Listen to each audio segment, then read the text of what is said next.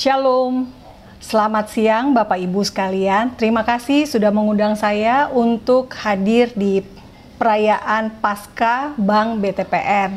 Dan dalam keadaan pandemi seperti sekarang ini, tentu kita tidak bisa melihat langsung tempat di mana Tuhan Yesus disalibkan, mati, dikuburkan, dan juga bangkit dan naik ke surga di lokasinya, yaitu di Israel. Karena itu kita dalam keadaan pandemi ini, kita mengadakan tur virtual ke lokasi di mana dulu terjadi penyaliban dan kebangkitan dan juga kenaikan Yesus ke surga. Bersama saya, Monique Rakers, saya ini mendirikan sebuah yayasan non-profit, yaitu Hadassah of Indonesia, yang tujuannya adalah mengedukasi orang Indonesia tentang Israel, dan juga mengedukasi orang Indonesia tentang Yudaisme, Yahudi secara perspektif Alkitab. Sehingga dengan demikian sebagai orang percaya, sebagai orang Indonesia, kita mengenal ya agama Yahudi yang sangat sedikit jumlahnya di seluruh dunia dan juga hampir tidak ada sebetulnya di Indonesia. Tetapi akar kekristenan adalah berasal dari agama Yahudi, sehingga dengan demikian kita perlu mengetahui perspektif mereka. Nah, sekarang kita akan mulai dari Israelnya dulu, secara peta di mana lokasi Israel itu. Mari kita lihat, ini adalah peta Israel saat ini. Bapak Ibu bisa lihat di sini, wilayah Israel jika dibandingkan dengan negara-negara lain, negara-negara tetangganya. Di peta ini Bapak Ibu bisa kelihatan ya. Timur Tengah. Israel adalah negara yang kecil, sangat kecil, luasnya mungkin lebih besar Jawa Barat, Provinsi Jawa Barat dibandingkan Israel. Dan Bapak Ibu bisa lihat di sini tetangga Israel adalah Mesir, kemudian ada Yordania, ada Lebanon, dan juga ada Suriah. Nah, wilayah Israel ini Bapak Ibu sama persis dengan tanah perjanjian. Kita tahu perayaan Paskah itu dimulai dari Mesir, di mana waktu itu orang Yahudi, bangsa Israel berada di tanah Mesir, diperbudak selama 430 tahun.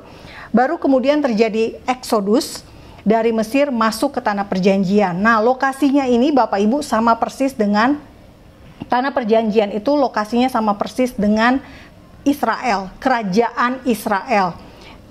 Kita tahu semua Raja Israel, Daud, Raja Saul pertama, Raja Daud, lalu Raja Salomo, dan raja-raja yang lainnya ketika kerajaan Israel pecah menjadi dua, Israel Utara dan Israel Selatan. Wilayahnya sama persis, dan perubahan baru terjadi di tahun 1948 ketika Israel menjadi dua, yaitu wilayah tepi barat. Bapak Ibu bisa lihat di sini yang disebut dengan tepi barat adalah Yudea dan Samaria. Jadi kalau di Alkitab Bapak Ibu baca tentang Yudea dan Samaria, itu merujuk pada wilayah tepi barat ini. Nah, kemudian juga waktu tahun 1948 dikuasai oleh Yordania. Di tahun 1948 wilayah Gaza dikuasai oleh Mesir. Nah, itulah yang menjadi kemudian Israel kehilangan wilayahnya. Negara Israel kehilangan sebagian wilayahnya sampai sekarang, karena wilayah di tepi barat ini dan di Gaza ini kini menjadi Palestina, otoritas Palestina. Nah, Bapak Ibu, dari mengenal wilayahnya Israel, kita akan menuju ke kota kelahiran Yesus, yaitu di Bethlehem. Ini adalah tempat yang paling sakral di gereja Nativity atau gereja kelahiran, di mana disinilah bapak-bapak gereja percaya bahwa lokasi ini adalah tempat palungan dari bayi Yesus ketika lahir. Nah, di tempat ini ada bintang Biasanya para turis datang untuk memegang bintang ini. Nah, ini lokasinya berada di gereja kelahiran Nativity di kota Bethlehem. Kota Bethlehem, Bapak Ibu, saat ini berada di wilayah Palestina, bukan di wilayah Israel lagi, karena sudah diberikan oleh pemerintah Israel menjadi wilayah Palestina tahun 93 untuk perdamaian. Nah, ini adalah setelah dari Bethlehem, kita akan melihat sejenak ke Nazaret. Ini adalah Nazaret. Bapak Ibu bisa lihat di sini pemandangan kota Nazaret yang sangat indah, sangat luar biasa. Ini adalah pemandangan dari secara keseluruhan ya, kota Nazaret. Nah, ini Bapak Ibu yang hitam, atap hitam ini adalah gereja Kabar Baik, di mana Ibu Yesus Maria mendapatkan pernyataan ya dari malaikat Gabriel tentang kelahiran Yesus. Nah, disinilah kemudian akhirnya dibangun gereja yang menjadi salah satu gereja terbesar di Timur Tengah. Nah, Bapak Ibu bisa lihat Nazaret saat ini dihuni oleh sebagian besar orang Arab Palestina yang memilih menjadi warga negara Israel. Yang menjadi warga negara Israel saat ini, sebagian Arab Israel menjadi warga negara Israel itu jumlahnya sekitar 1,8 juta orang, dan terbagi dua ya, ada yang Islam dan ada yang Kristen. Nah, kota Nazaret kini menjadi kota mayoritas Arab Israel. Nah, Bapak Ibu, apa yang digenapi dengan kota Nazaret ini adalah dari Yesaya 11 ayat 1. Sudah dinubuatkan oleh Nabi Yesaya bahwa suatu tunas akan keluar dari tunggul Isai dan taruk akan tumbuh dari pangkalnya dan akan berbuah. Nah, tunas dalam bahasa Ibrani adalah netzer, akar kata dari Nazaret itu sendiri. Jadi keberadaan Yesus di kota Nazaret ini menggenapi apa yang sudah dinubuatkan di Alkitab Perjanjian Lama. Nah, kita sekarang akan menuju ke Yerusalem. Bapak Ibu, kenapa Yerusalem ini menjadi penting bagi iman Kristen? Karena disinilah Tuhan Yesus disalibkan, Tuhan Yesus mati, Tuhan Yesus dikuburkan, dan Tuhan Yesus bangkit pada hari yang ketiga. Dan juga naik kembali ke surga di lokasi di Yerusalem. Nah, ini adalah tembok kota Yerusalem. Bapak Ibu bisa lihat tembok kota ini. Ini bukan tembok kota yang dibangun oleh Nehemia. Kita tahu ya di Alkitab, di kitab Nehemia ada cerita tentang bagaimana Nehemia membangun kembali tembok kota Yerusalem selama 52 hari. Tetapi yang kita lihat ini adalah tembok kota yang dibangun oleh Sultan Sulaiman yang agung ketika Ottoman berkuasa atas tanah Israel selama 400 tahun. Nah, ini adalah jalan menuju ke arah Yudea dan Samaria. Tentu saja ini sekarang pemandangannya adalah pemandangan modern. Di zaman dulu, di masa Yesus, Tuhan Yesus jalan kaki ya bersama murid-murid dari Nazaret atau dari Kapernaum, dari wilayah di utara Israel untuk datang ke kota Yerusalem. Ini adalah pemandangan yang Bapak Ibu bisa lihat. Nah, gerbang yang ada di sebelah kanan saya, gerbang ini adalah gerbang Jaffa. Ada 8 gerbang di seputar kota Yerusalem. Nah, ini salah satunya gerbang Jaffa. Kalau Bapak Ibu baca di Alkitab ada kota Yope. Nah, di situ Yope itu adalah Jaffa saat ini. Ini pemandangannya. Dan ini salah satunya tempat di mana biasanya turis tertarik untuk berfoto. Ada tulisan ini, I love Jerusalem. Nah, ini masih bagian dari tembok kota yang terbilang baru, yaitu di tahun 1850-an dibangun oleh Sultan Sulaiman. dibangun oleh Sultan Sulaiman di abad 15, tetapi ada salah satu gerbang yang ditutup di tahun 1850-an. Kita akan lihat nanti, Bapak Ibu. Nah, ini adalah tembok ratapan, tempat paling suci bagi umat Yahudi. Tidak terlalu luas, tidak terlalu besar, tetapi sangat signifikan karena dianggap inilah satu-satunya peninggalan dari bait suci yang pernah ada di masa Tuhan Yesus. Karena Bapak Ibu ingat, bait suci pertama, yaitu bait suci yang dibangun oleh Raja Salomo, telah dihancurkan oleh Babilonia di tahun 586 sebelum Masehi. Kemudian Raja Kores mengizinkan orang Yahudi untuk kembali ke Yerusalem dari pembuangan dan membangun kembali bait suci. Yang dilakukan oleh Zerubabel dan dilakukan juga oleh Imam Esra dan juga Nehemia, dan menjadi bait suci yang kedua. Dan Raja Herodes memperluas bait suci yang kedua ini. Tetapi kerajaan Romawi akhirnya menghancurkan kota Yerusalem dan meruntuhkan tembok dan meruntuhkan bait suci, sehingga yang tersisa hanya temboknya saja, yang seperti yang Bapak Ibu lihat saat ini. Nah, kita akan lihat secara tradisi Yahudi, tembok ini menjadi tempat ibadah.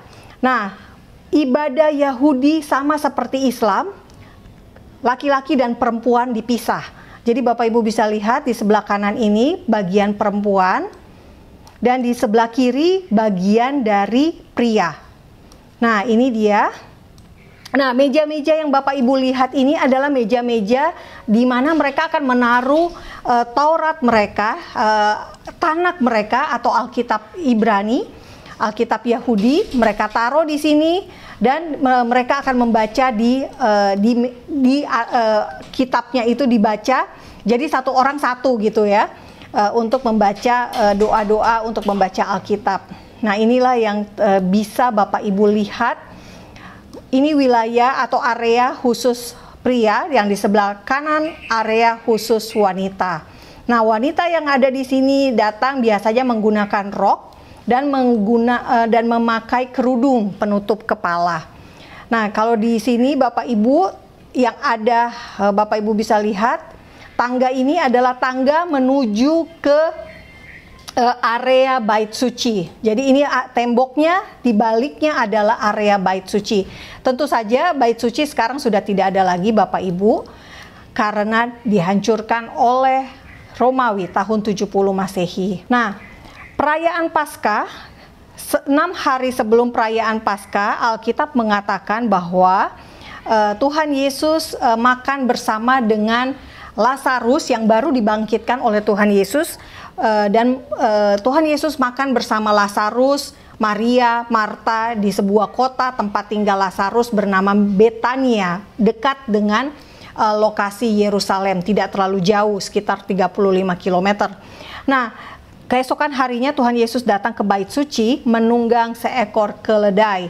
Nah, itulah yang baru dirayakan kemarin, yaitu Minggu Palma, di mana orang-orang Yahudi datang beramai-ramai ke bait suci karena mereka ingin memilih domba untuk disembelih di malam Paskah, untuk dimakan bersama di malam Paskah. Nah, Bapak Ibu, Tuhan Yesus ketika masuk menunggang keledai itu juga menggenapi nubuatan yang sudah ada di dalam Alkitab Perjanjian Lama, yaitu di kitab Sakaria 9 ayat 9. Dikatakan begini, katakanlah kepada putri Sion, lihat rajamu sudah datang kepadamu. Ia lemah lembut dan mengendarai seekor keledai beban yang mudah. Nah, inilah yang terjadi dan dinubuatkan oleh Yesus. Jadi ketika Yesus datang menaiki keledai dan orang-orang Yahudi melihat penampakan itu ya, mereka jadi ingat bahwa inilah yang dikatakan oleh Nabi Yesaya, dan orang-orang Yahudi bersorak ya, berteriak Hosana, Hosana, Hosiana dalam bahasa Ibraninya, yang artinya Tuhan selamatkan kami. Nah, orang-orang ini begitu antusias dan ini membuat kecemburuan di hati imam-imam Yahudi. Karena orang-orang semakin banyak yang tertarik mengikuti Yesus, menjadi percaya kepada Yesus. Dan terlebih lagi sebelumnya ada mujizat, yaitu kebangkitan dari Lazarus. Sehingga semakin banyak orang untuk menjadi percaya. Nah, inilah gerbang timur di mana Tuhan Yesus masuk, Bapak Ibu. Kita bisa lihat pemandangannya dari seberangnya, yaitu Bukit Zaitun. Nah, di sini gerbang timur ini dalam keadaan tertutup. Kenapa dalam keadaan tertutup? Karena ditutup oleh Sultan Sulaiman dari masa Ottoman pada tahun 1850-an, 1851, 1850-an itu ditutup sehingga tidak ada lagi yang bisa lalu lalang di gerbang ini. Padahal gerbang timur inilah yang menjadi pintu masuk terdekat menuju ke Bait Suci. Nah, sekarang di depan gerbang timur ini ada pemakaman Muslim, gitu ya. Kenapa orang Muslim dimakamkan di depan gerbang ini? Karena mereka percaya bahwa imam besar Mesias itu tidak bisa datang lewat ke situ, gitu ya. Kalau ada jenazah, imam besar secara tradisi Yahudi tidak bisa berdekatan dengan mayat, ya. Jadi dianggap dengan adanya kuburan-kuburan Islam ini menunda atau memperlambat kedatangan dari Mesias. Tetapi juga ada yang mengatakan bahwa ada harapan bahwa dengan kedatangan Mesias kelak akan ada kebangkitan orang mati dan mereka semuanya juga ingin dibangkitkan dari kematian. Nah, inilah gambaran dari gerbang Golden Gate, gerbang timur Yerusalem yang saat ini tertutup. Dan itu berhadapan langsung dengan Bukit Zaitun yang ada di sini. Bukit Zaitun, Bapak Ibu bisa lihat, ini adalah gereja segala bangsa. Kita akan datang ke situ ya, Bapak Ibu, kita akan lihat di bagian dalamnya. Nah, tadi kita melihat gerbang timur dari luar. Nah, ini adalah gerbang timur dari dalam. Jadi lokasi ini adanya, kita hanya bisa masuk ke tempat ini dari yang kita bisa bilang dari ini nih, Kuba Emas. Jadi kita harus masuk ke area Kuba Emas dulu, baru kita akan melihat gerbang emas ini dari dalam, lokasi dari dalamnya. Ya, Bapak Ibu, ini gerbang emas dari dalam. Nah, gerbang emas dari dalam ini biasanya di bulan Ramadan atau di sholat Id, gitu ya, Idul Fitri, akan menjadi tempat umat Islam juga merayakan sholat, ya, sholat Id di depan sini. Tetapi pada hari-hari biasa, hari Jumat mungkin itu tidak digunakan. Tetapi kalau hari penting, lokasi ini menjadi tempat yang digunakan untuk sholat, untuk beribadah. Nah, Bapak Ibu bisa lihat di dalam kompleks dari Kuba Emas ini cukup besar, Bapak Ibu bisa kelihatan di sini. Nah, selama ini orang Indonesia taunya Masjid Al-Aqsa itu yang kubah warna emas, ya, tetapi sebetulnya yang warnanya silver, atau sekarang ini lebih tepatnya hitam. Kita lihat sebentar videonya.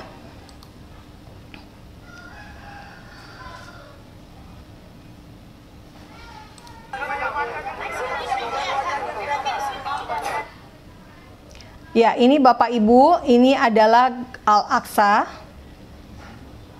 dan ini adalah sinagoga di Yerusalem. Ini adalah suasana Yerusalem. Bapak Ibu bisa lihat. Jadi Kuba Emas di sebelah kanan dan Masjid Al-Aqsa-nya di sebelah kiri. Yang berwarna hitam, dulunya berwarna silver. Ya. Jadi Bapak Ibu sudah dapat bayangan suasana ketika Tuhan Yesus datang memasuki Bait Suci, memasuki kota Yerusalem, menunggang keledai. Nah, ini adalah bekas lokasi Bait Suci. Nah, seperti saya katakan tadi, Bait Sucinya sudah tidak ada lagi, sekarang adalah Kuba Emas. Nah, kalau Bapak Ibu ingat kisah dari Ishak, di mana Ishak dipersembahkan ya, menjadi korban dikorbankan oleh Abraham. Nah, di dalam masjid ini, di dalam kubah emas ini ada batu yang dianggap atau dipercayai oleh komunitas Yahudi sebagai batu di Bukit Moria tempat Ishak dipersembahkan. Nah, inilah signifikansi dari pembangunan Bait Suci. Kenapa Bait Suci ada di Bukit Moria gitu ya? Karena dulu disitulah tempat yang juga menjadi simbol dari apa yang akan menjadi digenapi oleh Tuhan Yesus ya. Karena apa yang dilakukan oleh Abraham, memberikan anaknya sama atau menjadi gambaran dari Bapa yang memberikan anaknya juga untuk kita semua. Nah, ini suasana dari Bait Suci, kita bisa anggap seperti itu. Lokasi Bait Suci dulu di sini. Nah, sekarang sudah menjadi tempat yang khusus dimiliki oleh umat Islam dan menjadi kawasan yang tertutup bagi Kristen dan juga Yahudi. Hanya rombongan-rombongan tertentu yang mendapatkan izin untuk masuk ke dalam sini. Nah, Bapak Ibu, keesokan harinya setelah Yesus datang naik keledai dengan menunggang keledai, Yesus dan murid-murid berada di Bukit Zaitun. Nah, di saat itu Tuhan Yesus mengajarkan tentang akhir zaman, mengenai tanda-tanda kedatangannya yang kedua kali. Nah, di momen itulah salah satunya yang kita kenal, yakni ketika Tuhan Yesus menangisi kota Yerusalem. Mengapa Tuhan Yesus menangisi kota Yerusalem? Karena Tuhan Yesus tahu bahwa Yerusalem akan dihancurkan dan Bait Suci akan dirubuhkan oleh Romawi. Dan apa yang dikatakan Tuhan Yesus itu 40 tahun kemudian digenapi. Nah, di tempat ini, di Bukit Zaitun, sekarang ada gereja namanya Dominus Flevit. Nah, gereja ini bentuknya air mata, tetesan air mata untuk pengingat bagaimana Tuhan Yesus sedih. Tuhan Yesus merasa berduka untuk apa yang akan menimpa orang-orang Yahudi, bangsa Israel, bangsanya sendiri.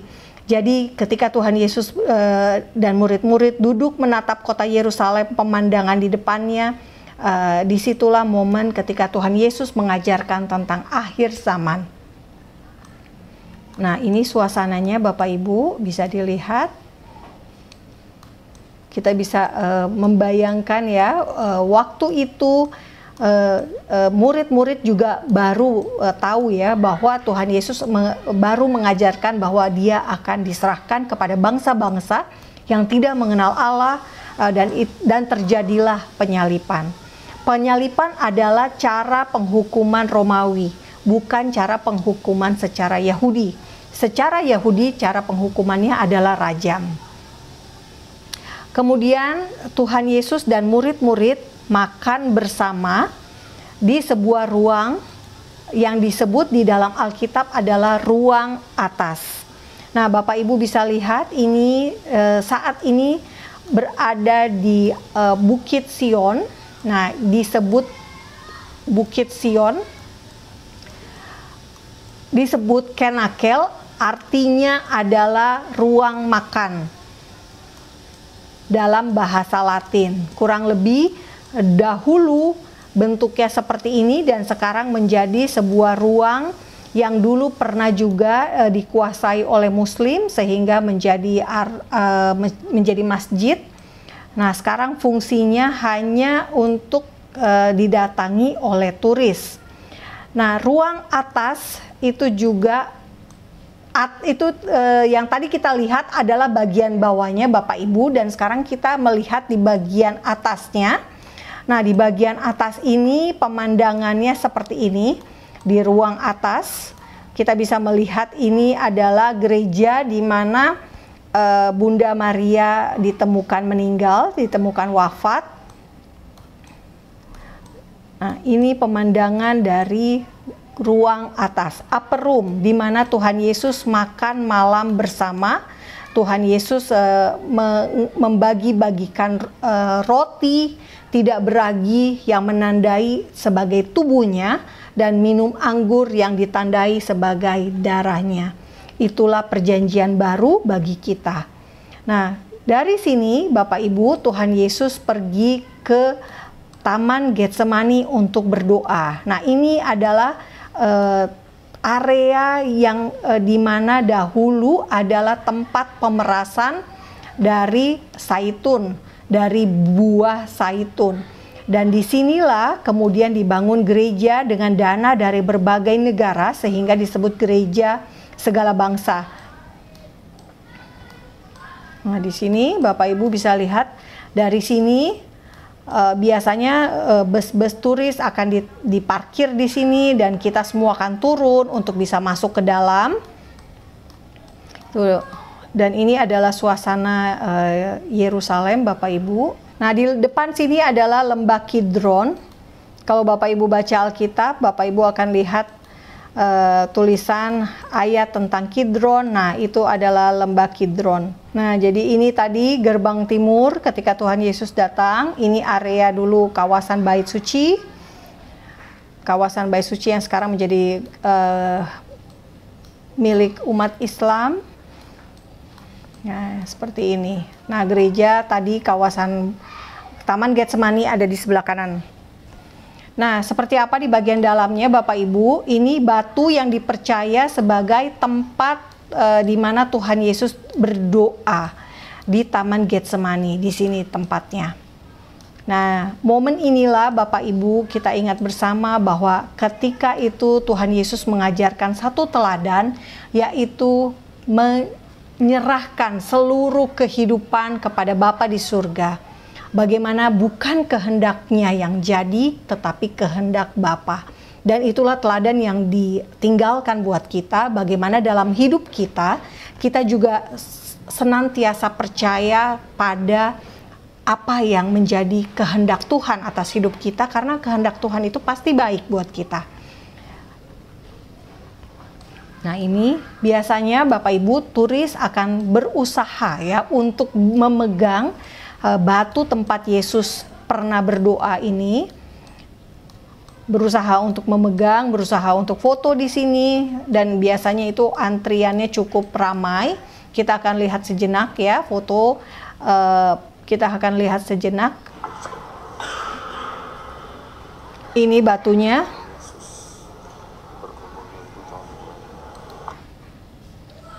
Nah, ini turis-turis biasanya memegang batu ini dan berdoa.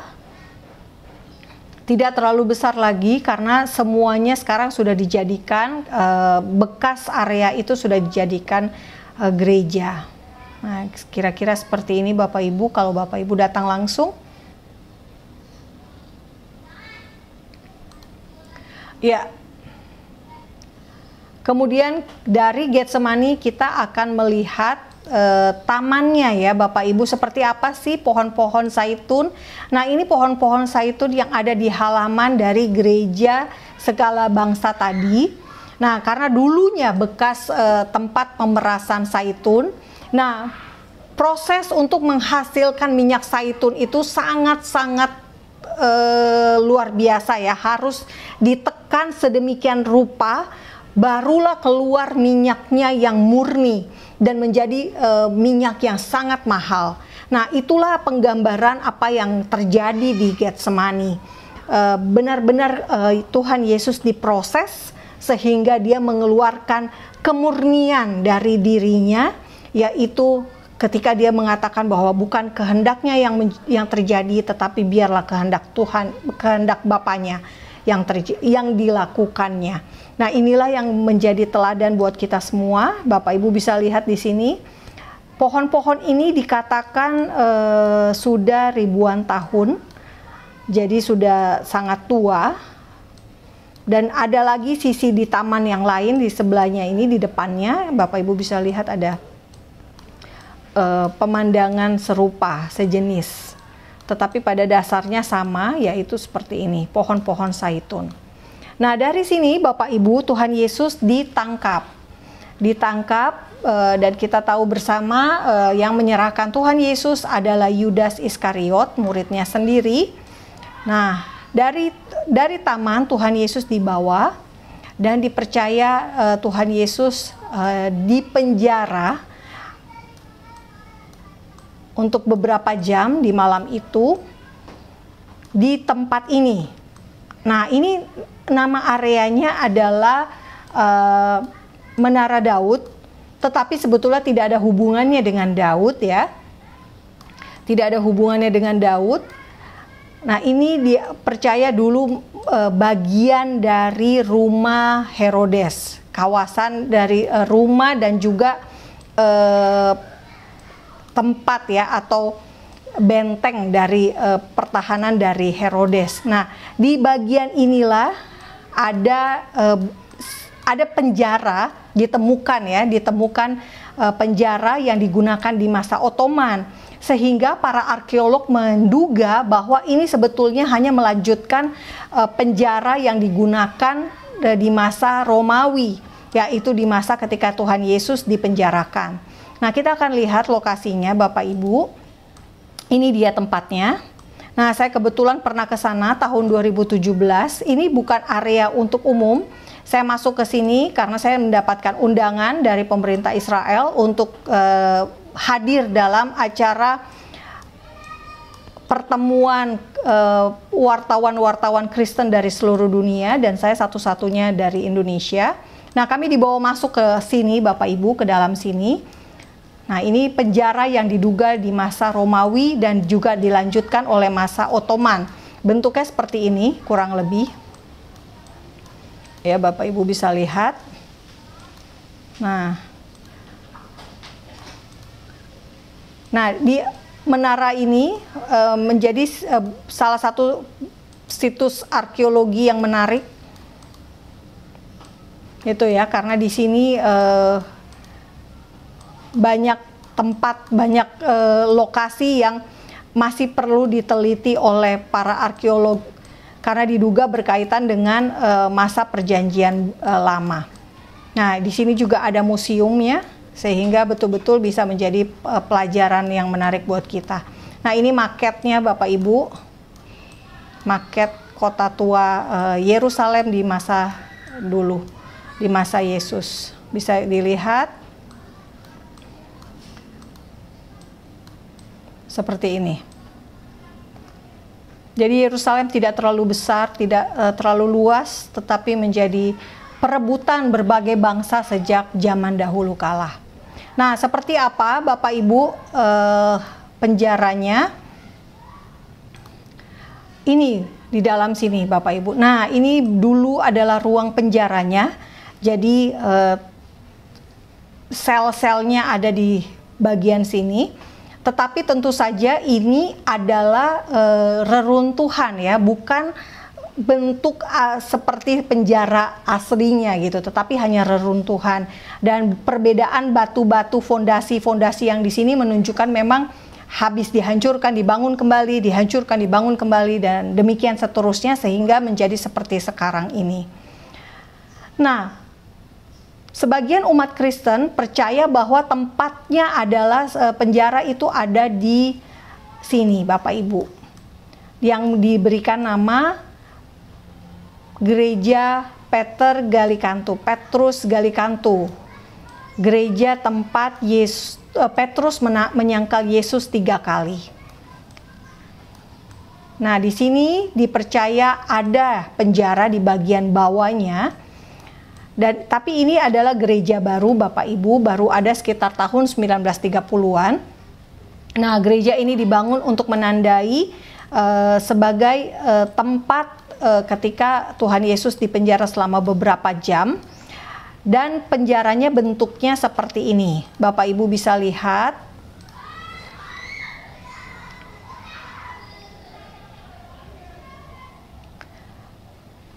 Jadi penjaranya itu bentuknya kayak di ruang bawah tanah dan dipercaya berisi air. Jadi tidak dalam keadaan kering. Jadi sangat penderitaan Tuhan Yesus sangat luar biasa.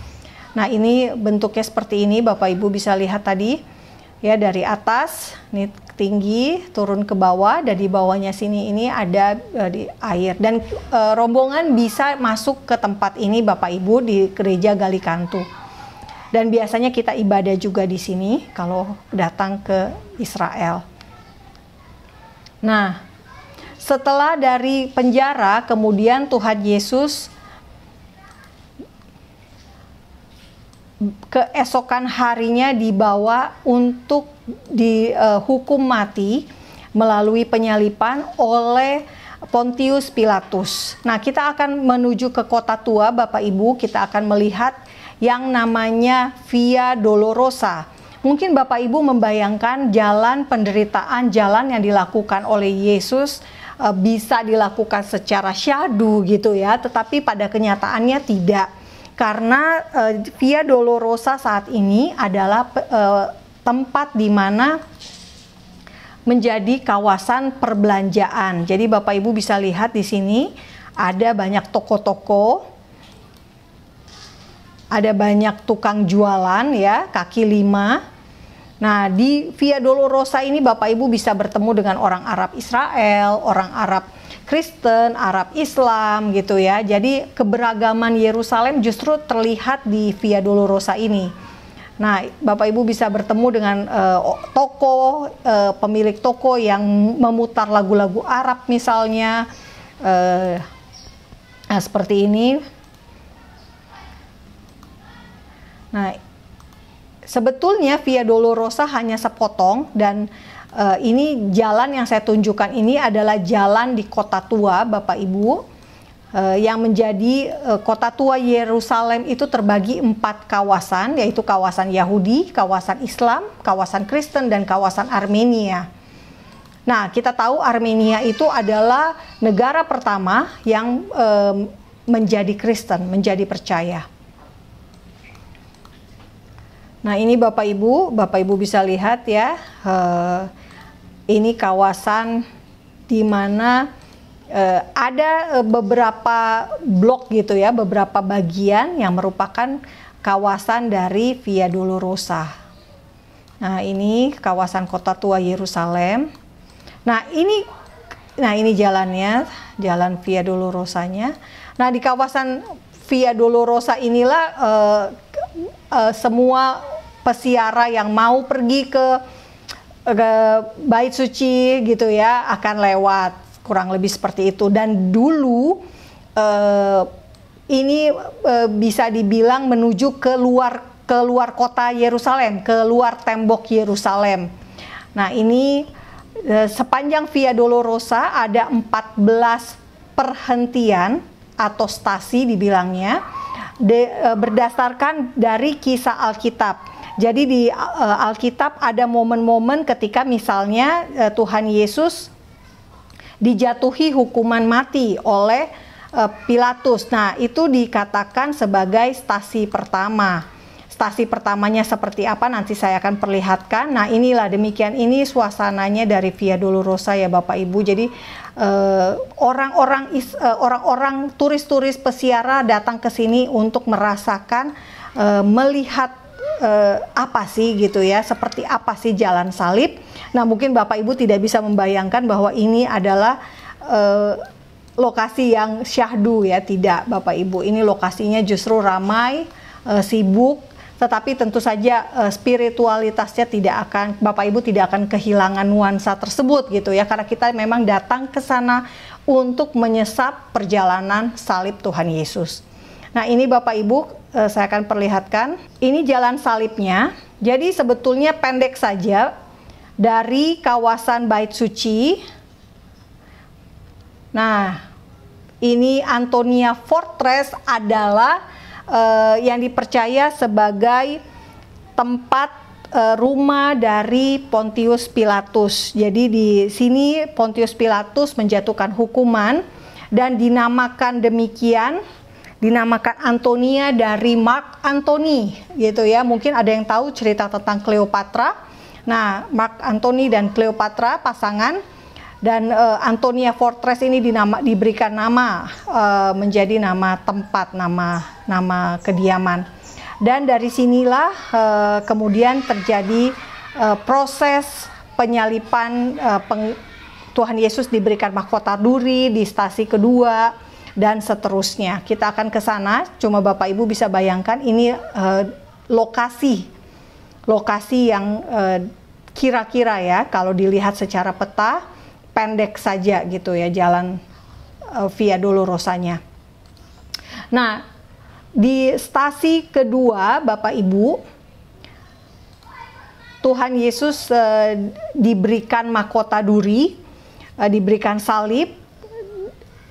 Pontius Pilatus disebutkan di dalam Alkitab duduk di dalam kursi pengadilan, di atas kursi pengadilan yang disebut Gabata atau Lithostrotos.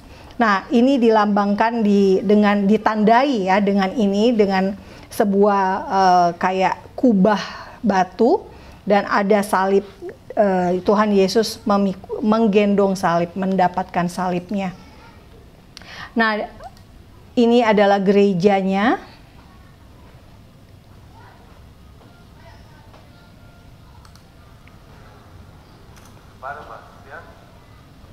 Jadi orang-orang Yahudi pada masa itu memilih agar Barabas yang dibebaskan, sebaliknya Tuhan Yesus yang dihukum.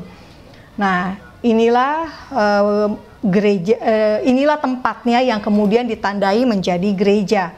Jadi Bapak Ibu bisa lihat,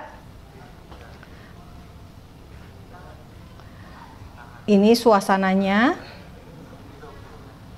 Peziarah memang diajak datang ke sini untuk melihat, ditandai dengan ini ya Bapak Ibu, kubah dari gereja ini bentuknya seperti mahkota duri.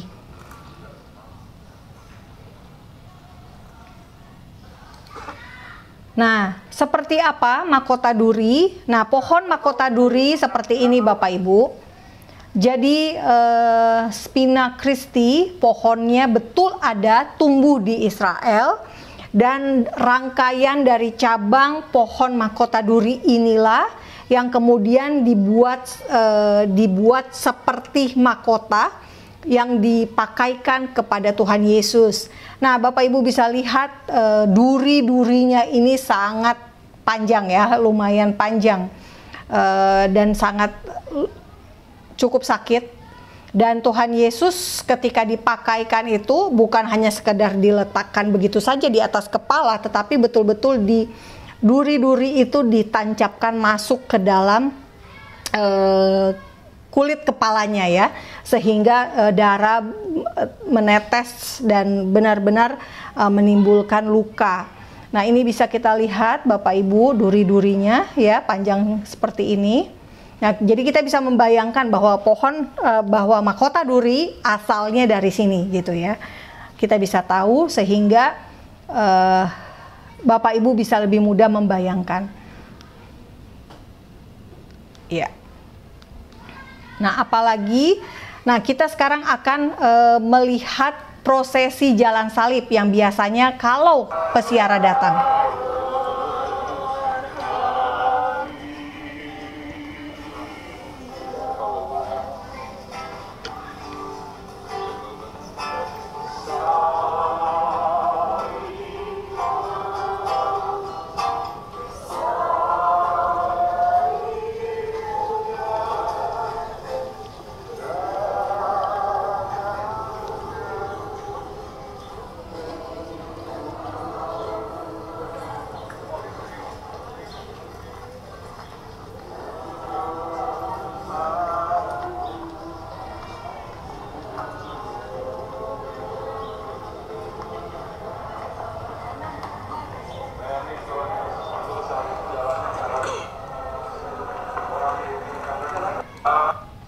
Ya Bapak Ibu, jalan salib ini baru dikenal di abad 14 setelah ditetapkan oleh umat Katolik ya, oleh Ordo Fransiskan. Dan sejak saat itulah maka banyak peziarah yang datang ke Yerusalem untuk menyusuri jalan salib ini. Nah, kita lihat sedikit ya video apa sih jalan salib dan apa sih 14 stasi itu, kurang lebih seperti ini. Ya Bapak Ibu, Via Dolorosa baru ada abad ke-14. Nah, ini adalah stasi pertama yang tadi. Ini adalah stasi kedua. Dan Via Dolorosa ini ditetapkan sebagai tempat suci ya oleh Ordo Fransiskan dari Katolik, sehingga banyak umat Katolik kemudian datang ke Yerusalem untuk beribadah. Nah, ini adalah tempat di mana Tuhan Yesus jatuh dan sekarang menjadi Gereja Katolik Armenia. Dan di stasi keempat, Tuhan Yesus bertemu dengan ibunya, yaitu Bunda Maria. Dan setiap stasi ditandai dengan gereja. Jadi sepanjang Via Dolorosa itu ada beberapa tempat yang menjadi tanda ya bahwa ada peristiwa dalam prosesi penyalipan. Nah, ini stasi kelima, tempat Tuhan Yesus salibnya dipikul oleh Simon Kirene. Dan di sini ada batu yang dipercaya dulu dipegang oleh Tuhan Yesus saat menuju salib, dan biasanya turis berusaha untuk ikut memegang bekas batu itu gitu ya, menaruh tangannya. Dan ini adalah stasi ke-6 di mana Veronica mengusap wajah Yesus dengan kerudung, dan bekas darah pada kerudung Veronica itu kemudian membuat wajah Yesus bisa direkonstruksikan sehingga dikenallah seperti wajah yang ada. Nah, ini adalah stasi ke-7. Ini stasi ke-9, Yesus jatuh ketiga kalinya. Dan stasi ke-10 sampai ke-14 ada di Gereja Makam Kudus. Itu. Nah, Bapak Ibu, kita sekarang akan ke Gereja Makam Kudusnya. Ini sebentar saya akan perlihatkan dulu.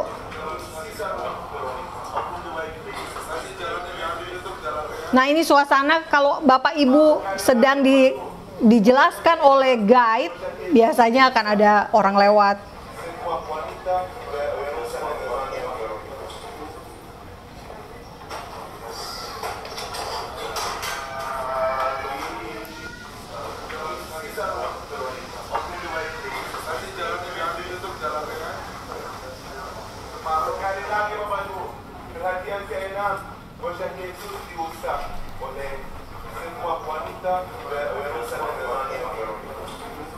Ya, ini tadi stasi ke-6 ya, wajah Yesus diusap oleh Veronica. Nah, sekarang kita ke berikutnya.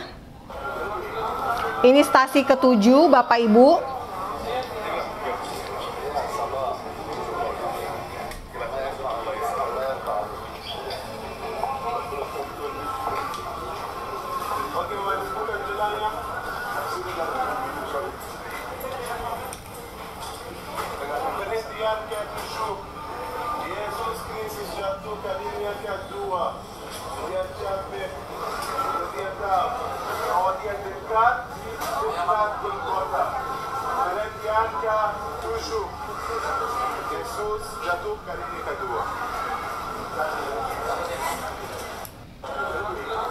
Ya, Bapak Ibu, sebetulnya apa yang disebutkan Yesus jatuh pertama, kedua, ketiga, Yesus bertemu Veronica, atau Tuhan Yesus diusap mukanya, ini tidak ada di dalam Alkitab ya. Jadi ada beberapa tempat yang memang hanya dipercaya oleh bapak-bapak gereja. Nah, kita akan ke gereja Makam Kudus. Nah, Bapak Ibu, ini adalah gereja Makam Kudus yang dipercaya oleh umat Katolik dan Ortodoks sebagai tempat di mana Yesus disalibkan, dikuburkan, dan juga menjadi tempat di mana Tuhan Yesus bangkit gitu ya, bertemu dengan Maria Magdalena. Lokasinya ada di sini semua.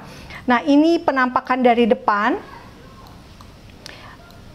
Gereja ini adalah salah satu gereja tertua, tetapi memang sudah melalui renovasi juga Bapak Ibu, karena dulu sempat dihancurkan setelah dibangun oleh Ratu Helena dari Raja Konstantin, Raja Romawi yang pertama memeluk Kristen, sehingga Romawi kemudian menjadi kerajaan Kristen pada tahun 300-an. Nah, ini ibunya kemudian membangun sejumlah gereja di Tanah Suci, di Israel, di Tanah Perjanjian. Ini adalah salah satu gereja yang dibangun dan juga sempat dihancurkan. Nah, pintu masuk gereja ini kuncinya dipegang oleh orang Muslim, bukan oleh orang Kristen. Kenapa? Karena banyak denominasi yang mengklaim ya memiliki gereja ini. Ya, daripada berantem akhirnya udah demi keadilan yang pegang adalah orang Muslim. Jadi setiap pagi jam 8 dan setiap malam jam 8 malam keluarga Nuseibe akan mengunci pintu dan para biarawan akan berada di dalam gereja, tidak bisa keluar, baru bisa keluar keesokan harinya ya ketika jam 8 pagi dibuka. Gitu. Nah, ini pemandangannya Bapak Ibu. Gereja di Yerusalem, gereja tua di Yerusalem, salah satu gereja tertua. Nah, kemudian di bagian dalamnya seperti apa? Seperti ini. Nah, ini dipercaya Tuhan Yesus diturunkan dari salib setelah penyalipan, kemudian diturunkan, dan inilah tempatnya Bapak Ibu. Batu ini dipercaya sebagai tempat Yesus diletakkan. Nah, kita akan lihat di dalamnya ya, di dalam gereja makam kudus ini. Nah, ini adalah makamnya. Nah, ini makamnya Bapak Ibu. Semua orang ingin masuk ke dalam sini. Nah, ini kalau lagi ramai seperti ini, Bapak Ibu bisa bayangkan ya, kalau masuk ke dalam situ, kalau masuk ke dalam dan ramai, nah ini seperti itu gitu. Nah, kita akan lihat suasananya. Nah, ini semua orang berusaha memegang tempat Yesus diletakkan dan mencium ya tempat.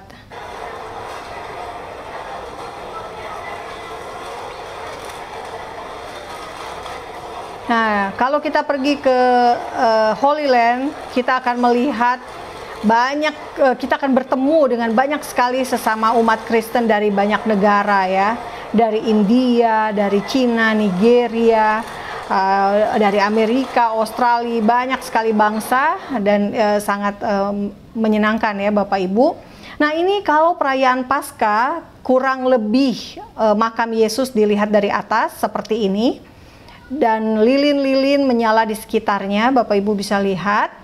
Semua orang datang untuk momen Paskah dan akan sangat ramai. Dan sekarang tentu saja karena COVID tahun lalu tidak ramai. Nah, ini pemandangan di dalam gereja makam kudus ya Bapak Ibu.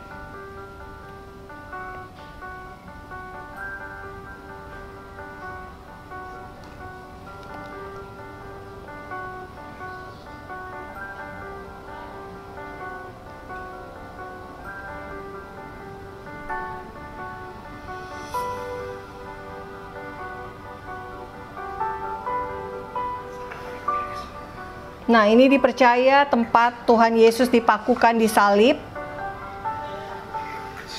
Nah, ini ada momen ketika Abraham mempersembahkan Ishak.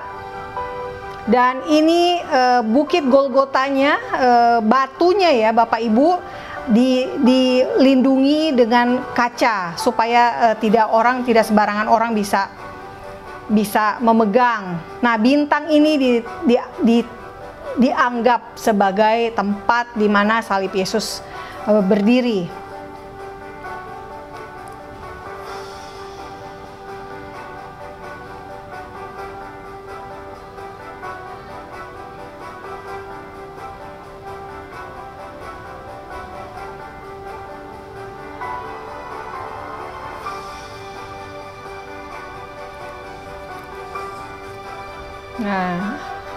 Nah, semua lokasi ini adanya di gereja makam kudus. Nah, ini makam Yesus Bapak Ibu, karena COVID jadinya sepi, tidak seramai seperti yang tadi. Nah, di sini juga ada satu tempat yang menarik ya, kapel Adam. Dipercaya Adam dan Hawa dimakamkan di sini, di tempat ini. Nah, yang di kaca itu adalah batunya yang zaman dulunya ya, yang masih dipertahankan. Oke, kita akan melihat sekarang tempat yang sangat unik, yaitu tempat dipercaya sebagai ditemukannya salib Yesus. Nah, sama lokasinya di Makam Kudus juga, tetapi di bagian yang lain. Nah, di sini Bapak Ibu, ini dulu bentuknya seperti Bukit Tengkorak, itu dipercaya seperti gua ya, seperti batu-batuan, batu-batu kapur. Nah, ini masih ada bebatuannya. Nah, ini tempat di mana salib ditemukan oleh Ratu Helena. Ada 3 salib, dan legenda percaya bahwa dari mana Ratu Helena itu tahu bahwa salibnya ini benar salib Yesus. Dia membawa seorang yang sakit parah dan dianggap tidak lagi bisa hidup, tidak bisa disembuhkan, dan disuruh menyentuh ketiga salib gitu ya. Dan ketika dia menyentuh salib yang menyembuhkan dirinya, nah itulah yang dianggap sebagai salibnya Yesus gitu. Dan itu kemudian menjadi salib yang saat ini potongannya disimpan di berbagai museum di seluruh dunia. Jadi potongan-potongan kecil disimpan di berbagai museum. Nah, ini seperti ini Bapak Ibu, tempat di mana salib Yesus ditemukan. Nah, kita sekarang akan melihat satu foto yang membuktikan bahwa betul bahwa dulu itu penyaliban itu betul ada gitu ya. Nah, ini foto yang ada di Museum Israel. Satu bukti paku dimasukkan ke kayu ya, jadinya orangnya sudah diangkat, tidak ada, tetapi itu menunjukkan bahwa kayu sepanjang itu dulu hampir sama masuk ke kaki dan tangan Yesus. Nah, Bapak Ibu, kita tadi mengunjungi gereja Makam Kudus ya, gereja yang menjadi tempat yang dipercaya sebagai paling suci bagi umat Kristen Katolik, Kristen Ortodoks, karena disinilah Tuhan Yesus disalibkan. Nah, bagi umat Protestan lokasinya ada di sini. Di sini ini adalah Golgotanya, Bukit Tengkoraknya itu di sini mereka percaya, karena terletak di luar kota, di luar tembok kota Yerusalem. Nah, gereja dan Bukit Golgota ini Bapak Ibu menjadi tempat penyalipan yang dilakukan oleh orang-orang Romawi. Orang-orang Romawi menyalibkan orang-orang Yahudi yang dianggap memberontak dan sebagainya itu di sini gitu. Dan juga dipercaya dahulu digunakan juga oleh orang Yahudi untuk menghukum mati orang. Nah, inilah Bukit Golgota versi Protestan. Biasanya kita akan dibawa ke sini juga Bapak Ibu, di Garden Tomb tempatnya, dan mereka akan duduk di sini untuk mendengar keterangannya, penjelasan dari guide atau dari pendeta. Nah, ini Tuhan Yesus dipercaya dimakamkan di kubur Yusuf Arimatea dan berada di sebuah taman, dan sekarang mereka para ahli arkeolog merekonstruksi tempatnya, dan dianggap inilah yang dahulu adalah taman dan bentuknya seperti ini. Lalu ini makam Yesus. Nah, mungkin Bapak Ibu bisa lihat makam orang Yahudi zaman dulu adalah dari gua ya, bentuknya gua, bukan makam di dalam tanah tetapi bentuknya gua. Nah, ini bisa Bapak Ibu lihat ada batu besar yang menutup pintu gua, sehingga sangat tidak masuk akal gitu ya, pintu besar itu bisa didorong sendiri oleh Tuhan Yesus atau murid-murid gitu ya, karena memang makam ini dijaga oleh tentara Romawi. Nah, ini bentuk makam Yesusnya, Bapak Ibu bisa lihat adanya di Garden Tomb tadi. Nah, ini versi kecilnya, versi kecil dari makam, dari pintu gua ya, menutup makam, tetapi yang di depan Tuhan Yesus itu yang versi besar Bapak Ibu. Kubur Tuhan Yesus itu versi besarnya. Nah, ini kita bisa lihat, ini suasana tamannya. Nah, ini Bapak Ibu. Jadi bisa lihat. Nah, kemudian kita akan ke sini, ke dalam makamnya sekarang. Nah, ini adalah makam khas Yahudi. Bapak Ibu bisa lihat ada dua tempat ya.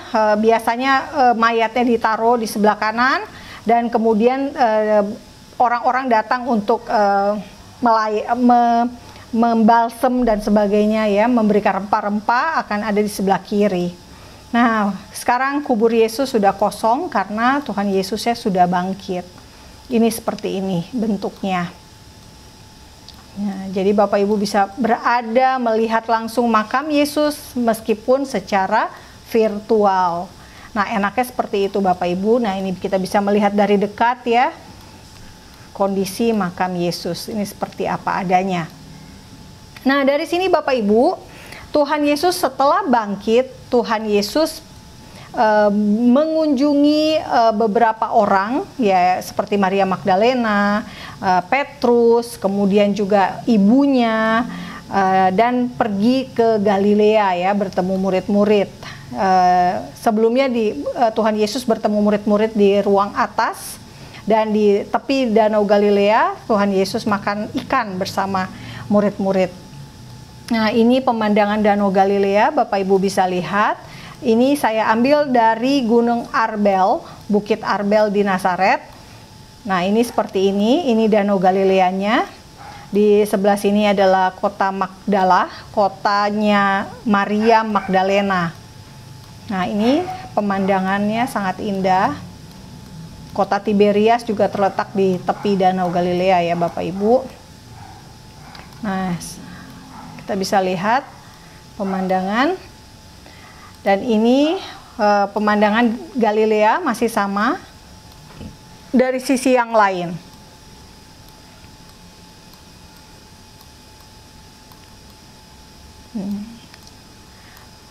Danau Galilea atau disebut juga Danau Kineret. Nah, dari Danau Galilea kemudian setelah itu Tuhan Yesus naik ke surga. Ini adalah kapel kenaikan yang dipercaya menjadi lokasi Tuhan Yesus naik ke surga. Nah, Bapak Ibu bisa lihat kapelnya kecil saja, tidak besar. Dulu juga pernah menjadi tempat yang digunakan oleh Islam pada saat berkuasa di Israel. Makanya masih ada menara ya, menara masjidnya masih disisakan. Nah, Bapak Ibu bisa lihat ini tempatnya. Biasanya para peziarah akan antri di sini, mereka antri untuk masuk ke dalam kapel untuk melihat bekas batu yang diinjak oleh Yesus. Nah, Bapak Ibu tahu ketika naik ke surga, terangkat ke surga, Tuhan Yesus kenaikannya itu disaksikan oleh banyak orang. Jadi secara publik banyak yang melihat, banyak yang mengetahui tempatnya, dan akhirnya masih dipercaya sebagai tempat yang sama seperti dahulu, dan inilah yang dipertahankan sampai sekarang. Dan para peziarah biasanya datang masuk ke sini untuk memegang tempat ini. Biasanya guide akan bilang kita akan memegang tapak kaki Yesus ya. Sebetulnya tidak tampak tapak kakinya karena itu hanya tempat batu Yesus terangkat ke surga. Kurang lebih seperti itu Bapak Ibu. Nah, ini tempatnya. Ini dom yang tadi kelihatan dari luar ya. Jadi tidak ada apa-apa kecuali satu tempat terpenting ini. Nah, setelah Tuhan Yesus naik ke surga, urusan dengan Yerusalem belum akan selesai Bapak Ibu, karena Tuhan Yesus berjanji akan datang kembali kedua kali menjemput kita, orang-orang yang percaya. Nah, kedatangan pertama adalah menjemput orang percaya. Kita bisa lihat ayatnya.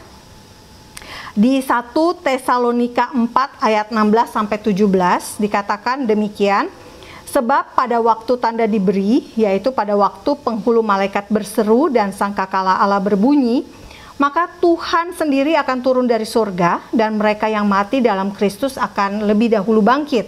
Sesudah itu kita yang hidup, yang masih tinggal, akan diangkat bersama-sama dengan mereka dalam awan menyongsong Tuhan di angkasa.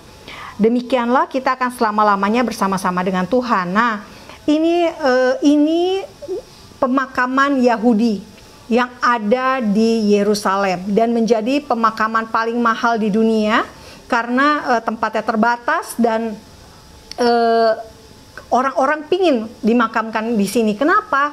Karena mereka percaya akan kebangkitan orang mati gitu ya. Ketika Mesias datang, orang-orang mati akan bangkit dan mereka ingin dibangkitkan lebih dahulu, seperti itu kira-kira. Nah, inilah pemakaman Yahudi. Nah, kalau Bapak Ibu ingat, Tuhan Yesus berkata seperti kubur yang dilabur putih. Nah, ini seperti ini bentuknya.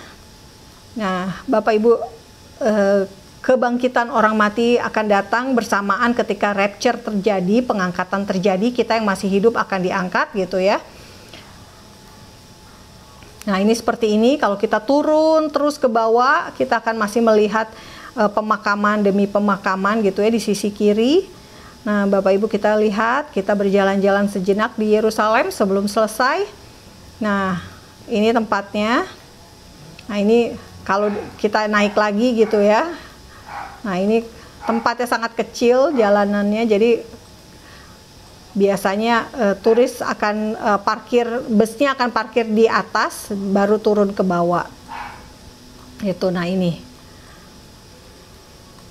Tuh. Nah, kemudian Tuhan Yesus akan datang betul-betul menginjakkan kaki di Yerusalem, Bapak Ibu, dan gerbang timur akan terbuka. Nah, inilah yang tertulis dalam Sakaria 14 ayat 4.